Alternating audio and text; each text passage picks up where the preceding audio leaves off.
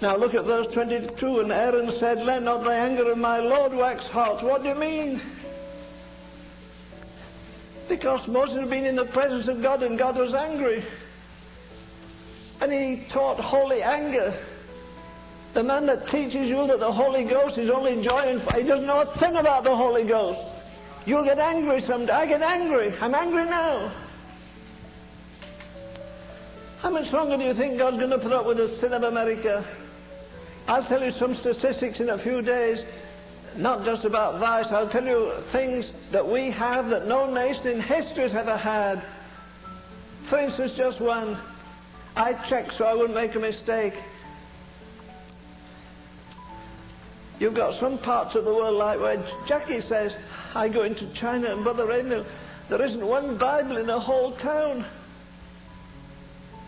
Do you know we have 600 million Bibles in America? Do you know we have 26 translations of the Bible in America?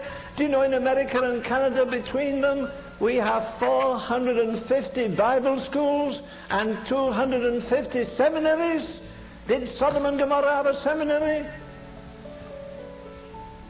Did they have a Bible school? It's America fought World War I in the backyard of Europe. She fought World War II in the backyard of Europe. She fought the Middle East war in the Middle East. She hasn't suffered a thing. I got up one morning and opened the door, looked out, and the neighborhood had disappeared. I looked down the tree, there's a baby up in a tree. There's a man's leg sticking out of the debris. There's a chair leg sticking out there. Why? Because the Germans raided us in the night. America hasn't suffered that much.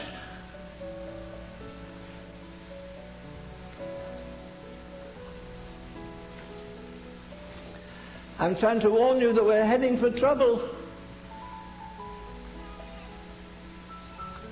Let me tell you this, dear friend.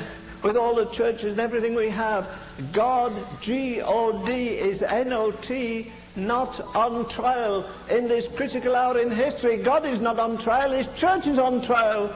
And she doesn't have an answer to the problem. We're like Mother Hubbard, our cupboards are bare. Where is the supernatural? Do you think Jack isn't filled with God when a woman comes running down the street and kneels in front of her and the woman's all pockmarked? She's prostituted 40 years, and she says tremblingly, Miss Jackie, please take the devil out of me. I'm full of the devil, and you're full of God. Will you please? And every day of her life almost she casts out demons. She doesn't even claim to be a Pentecostal. She does claim to be a Christian. I've got the greatest Pentecostal preacher in the world coming to see me in 3 days. I'm going to ask him a question. One of the greatest Pentecostal theologians came to see me. I have a stack of his books. And I said, I'm just reading the history of Azusa Street by Bartleman. And it says after the page, the first page, it says on the second page, there are 70 million Spirit-filled Pentecostals in the world today. And I said to him, listen, tell me this. Is this record true? Are there 70 million Spirit-filled Pentecostals? Oh no, Mr. Emil. Bartleman wrote that 5 years ago. I said, well, what's the story now?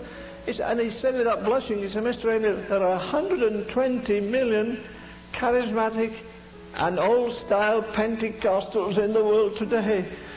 Well, he was near enough, dear lady. I could almost finger in his hand, and I said, listen, tell me this. I know you've written stacks of books on theology.